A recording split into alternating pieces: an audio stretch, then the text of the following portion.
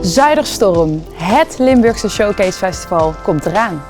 In de maanden maart tot met mei wordt er intensief gewerkt aan een muzikale en zakelijke ontwikkeling in verschillende muziekgenres. En dat allemaal in samenwerking met 6 poppodia en 2 kunstvakopleidingen.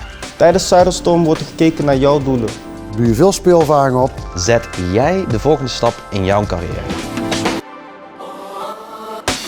Dus, ben jij een amateur of semi-professionele muzikant? Denk dan bijvoorbeeld aan, ben je een singer-songwriter, Hip-hop, DJ, rapper, ensemble. Jazz, hip-hop, pop. garage, postpunk, metal, Ben je een solo-artiest of producer?